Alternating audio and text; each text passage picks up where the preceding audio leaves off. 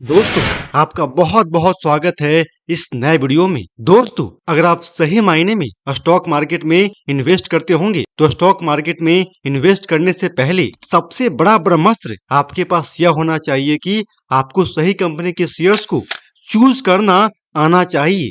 अगर आप सही कंपनी के शेयर्स को सेलेक्ट करने में सक्षम हो जाते हैं तो विश्वास मानिए, आपको माला माल होने से दुनिया की कोई भी शक्ति नहीं रोक सकती है। तो क्यों भैया, तैयार हो ना इस ब्रह्मास्त्र को ग्रहण करने के लिए या सीखने के लिए कि कैसे एक प्रॉफिट गिविंग कंपनी के शेयर्स को चूज किया जाता है, सेलेक्ट किया जाता है।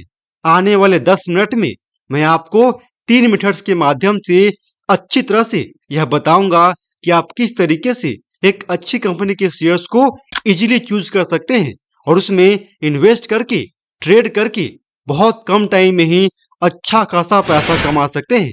भगवान करे कि आप इतना पैसा कमाएं कि आप वॉरेन बफेट को भी पछाड़ दे।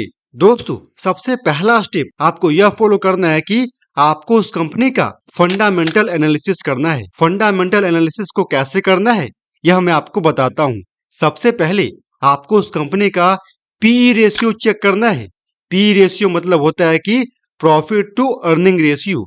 अगर वह कंपनी का पीई रेशियो 1 से ज्यादा है, यानी कि कंपनी कम अर्निंग करते हुए भी ज्यादा प्रॉफिट बना रही है, तो यह उस कंपनी के लिए एक अच्छा इंडिकेटर माना जाता है, यानी कि वह कंपनी भविष्य में अच्छा परफॉर्म करने वाली है और प्रेजेंट में भी अच्छा ही परफॉर्म कर रही है भाई। अब पी रेशियो का हाल चाल जानने के बाद आपको उस कंपनी का डीई रेशियो चेक करना है। डीई रेशियो मतलब होता है कि डेब्ट टू इक्विटी।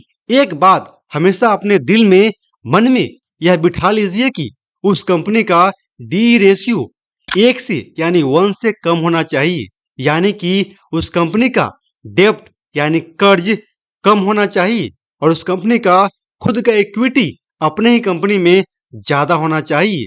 तभी वह कंपनी भविष्य में अच्छा परफॉर्म करेगी और साथ में वर्तमान में तो भले चंगे रेस वाली घोड़े की तरह तो दौड़ेगा ही दौड़ेगा और साथ में आपके इन्वेस्टमेंट को भी दौड़ाएगी, आपका पॉकेट भी गर्म करेगी। इसी तरह से आपको उस कंपनी का प्राइस टू बुक वैल्यू भी चेक करना है।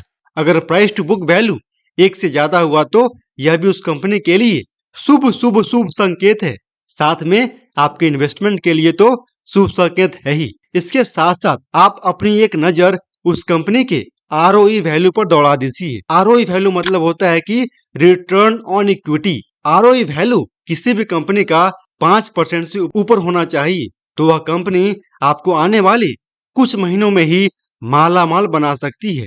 इसी तरह से आप उस कंपनी का मार्केट वैल्यू चेक कीजिए। अगर वह कंपनी एक बिग कैप कंपनी है या मिड कैप कंपनी है तो यह भी आपके इन्वेस्टमेंट के लिए काफी अच्छा रहने वाला है। इसके साथ साथ आप उस कंपनी के पिछले 1 साल का रेवेन्यू को चेक कीजिए और प्रॉफिट को चेक कीजिए। अगर यह प्रॉफिट और रेवेन्यू बहुत ज्यादा रहा तो आप आंख बंद करके उस कंपनी में इन्वेस्टमेंट कर सकते हैं। दोस्तों, आपके अंदर इन सारे डाटा को लेकर के कोई कंफ्यूजन न रह जाए, इसीलिए आपको मैं 2 एग्जाम्पल के माध्यम से इन सारे फंडामेंटल एनालिसिस डाटा को अच्छी तरह से समझा देता हूं।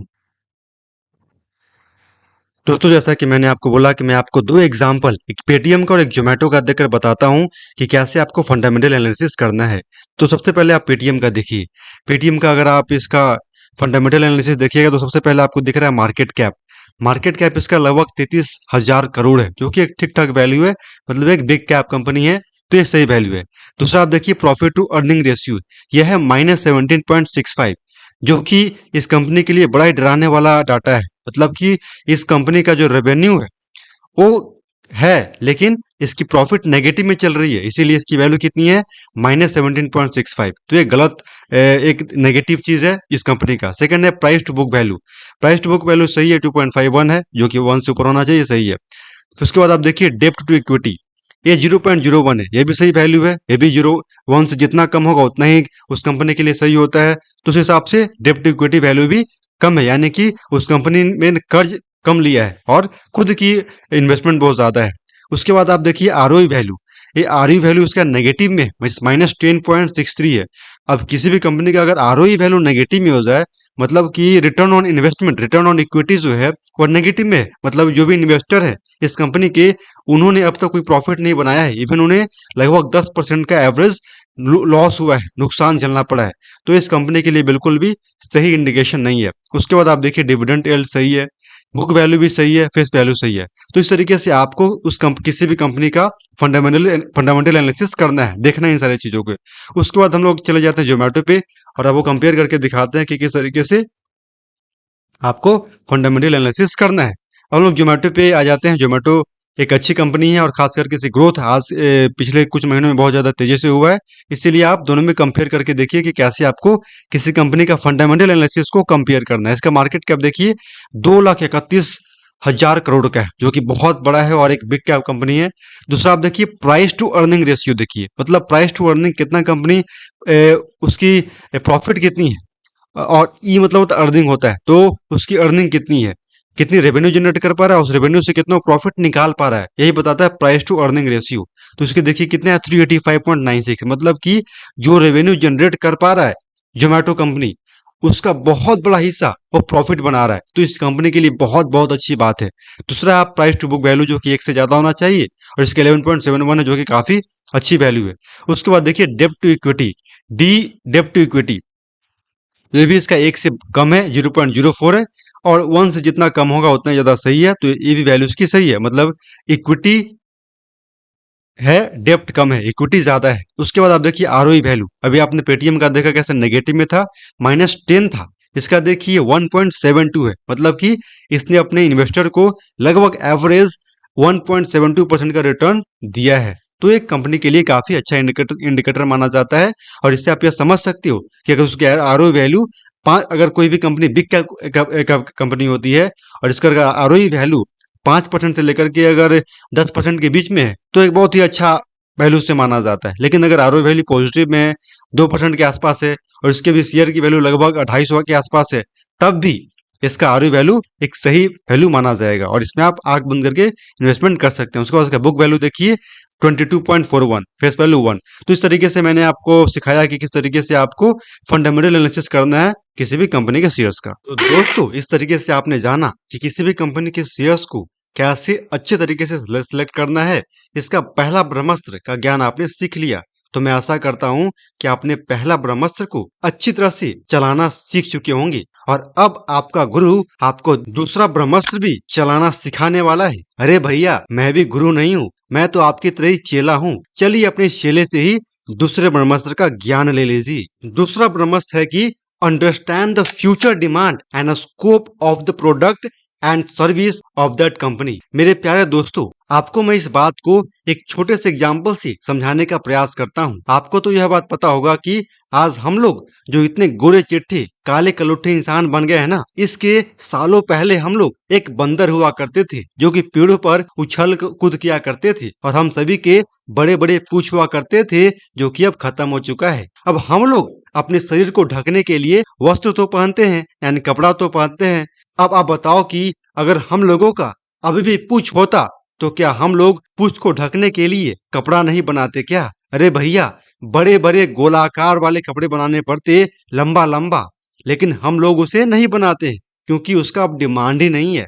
तो बस यही बात तो आपको समझना है कि पूंछ की अब कोई जरूरत ही नहीं है, वह कई साल पहले थी। तो कहने का मतलब यह है कि आप जिस भी कंपनी के शेयर्स को खरीद रहे हो, वह कंपनी क्या करती है, किस तरह के प्रोडक्ट्स को बनाती है, या किस तरह की सर्विस प्रोवाइड करती है, इस बात को आपको अच्छी तरह से समझना होगा। या सीधी भाषा में कहें तो आपको उस कंपनी की एक प्रॉपर स्टडी करना होगा, रिसर्च करना होगा। आपको उस कंपनी के प्रोडक्ट्स का वर्तमान में यानी प्रेजेंट में क्या डिमांड है मार्केट में, इसे देखना होगा, और साथ में फ्यूचर में क्या डिमांड रहने वाला है, इसे भी देखना होगा। अगर बाजार में लोगों का मोहब्बत उस कंपनी के प्रोडक्ट से बहुत ज्यादा है, तो आप आंख बंद करके उस कंपनी के शेयर्स के साथ आप भी मोहब्बत कर लो भाई, और आपका यह मोहब्बत बिल्कुल बेवफा नहीं होगा। आपका मोहब्बत भी आपको बड़ा प्यार करेगा और आपका पॉकेट गर्म कर देगा। इसके साथ साथ आप यह भी देखिए कि उस प्रोडक्ट का भविष्य में यानी फ्यूचर में क्या डिमांड रहने वाला है।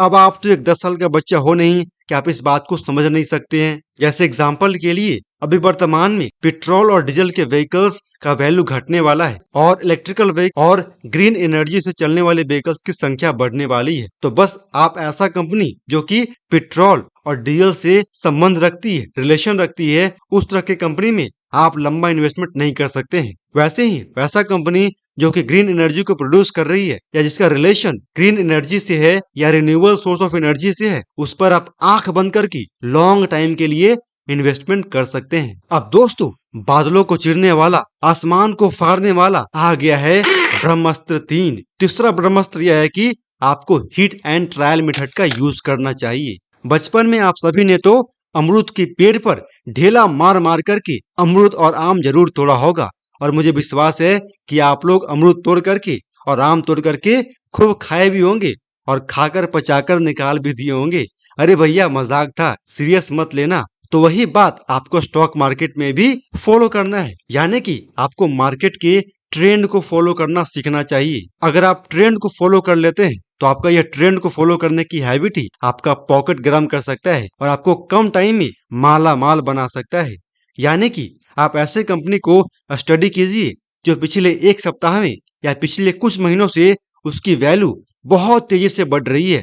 जैसे एग्जाम्पल के लिए आप आईटी कंपनी के एग्जाम्पल से सीख सकते हैं। 2024 में इलेक्शन का रिजल्ट आने के बाद ही भारत की बड़े बड़े आईटी कंपनी बहुत तेजी से ग्रो करी है, यानी कि उसके शेयर्स की वैल्यू में बहुत तेजी से ग्रोथ देखने को मिला है। यानी कि आप कह सकते हो कि बहुत सारी ऐसी कंपनियां भी हैं जिसने सिर्फ एक महीने में 50% तक का रिटर्न दे दिया है। अब यह सुन करके आप चक्कर खाकर मत गिर जाना भाई, बिल्कुल सही बात है। अगर आपको विश्वास नहीं है ना तो आप जा करके गूगल पर इस डाटा को पढ़ सकते हैं। इसे ही कहते हैं हिट एंड ट्रायल मेथड, यानी कि आपको ट्रेंड को फॉलो करना है और ऐसी कंपनी जिसकी ग्रोथ पिछले 2 मंथ में या पिछले कुछ महीने में ज्यादा हो रहा है, उस पर आप शॉर्ट पीरियड के लिए, एक सप्ताह के लिए, एक मंथ के लिए या 2-3 मंथ के लिए पैसा लगा दीजिए। विश्वास मानिए, यह भी आपको अच्छा खासा रिटर्न दे सकती है। तो दोस्तों, यह थी वो 3 ब्रह्मास्त्र का ज्ञान जिसका अगर आपने इस्तेमाल किया तो विश्वास मानिए